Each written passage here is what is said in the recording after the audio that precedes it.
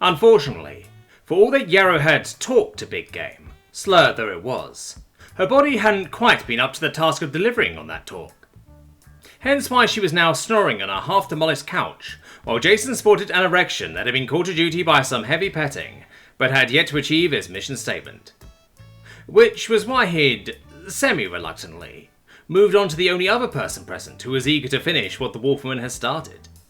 Maybelle had been positively giddy with excitement as they made their way to her bedroom. Though she'd probably be happier if she'd done so alone, he thought, as he glanced at the figurative third wheel in the room with them. "Are you going to be here the whole time?" Maybelle asked skeptically. "Yes," Nora said, instantly, from her position by the doorway, arms crossed as she leaned against the back wall. "With my fellow colour guard indisposed, I would be remiss in my duties if I allowed the regimental champion to be completely alone with some strange woman while in hostile territory." "Rivertown is not hostile," Maybelle shot back, stopping just short of jabbing the Scandinavian woman in the chest with a single pointed finger. Jason's fellow Marine was unmoved, though, and in frustration the blue-skinned woman turned back to him, red eyes flashing dangerously. "Jason, you're her chief. Can't you get her to leave us in peace?" He could. He definitely could. Would he, though? For some reason, he was leaning towards no. Dear God, am I becoming an exhibitionist? He was definitely feeling a certain guilty thrill at just the thought of having his attractive Scandinavian subordinate watching while he engaged with a local. So, yeah. Apparently he had developed that fetish particular.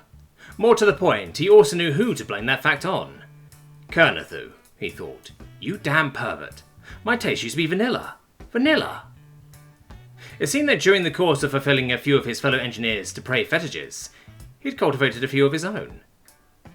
If Nora insists on staying to watch, that's her prerogative, he shrugged. He knew why he didn't mind her staying, but he had no idea why she was being so insistent on sticking around, because he definitely didn't buy the excuse that it was for his protection. She'd have been able to hear what was happening just fine by standing outside the room, because he certainly wouldn't be quiet about it if Maybelle suddenly decided to stick a knife into him. "That's alright," Maybelle finally allowed, blushing purple, which made a nice contrast to Nora, who, curiously enough, was blushing crimson, even as she steadfastly pretended she was utterly unbothered by what was occurring. "If that's what you're into." Jason had a feeling that he'd just been recategorized to crazy kinky chick in the Orphean's mind. Not that he minded. That assumption wasn't entirely off the mark. As evidenced by the fact that he was genuinely looking forward to what was to come, for reasons beyond it just being sex. After all, he was about to nail a sexy blue alien chick, which from an outside perspective might seem a strange thing for one to be excited about for a man in his position.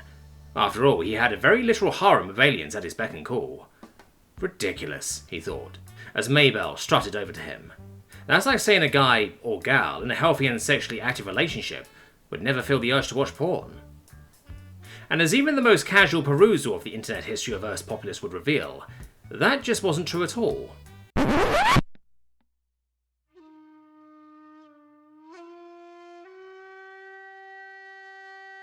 Konnichiwa! This is Master Suzuki Honda Nissan Subaru, Net Narrator's Karate Sensei.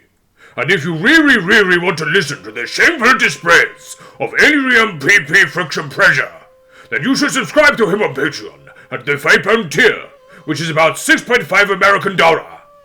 Also, do not forget to subscribe to Net Narrator on YouTube, as well as leave a like and a comment. If you don't, then you are dishonorable, and I send ninjas for you.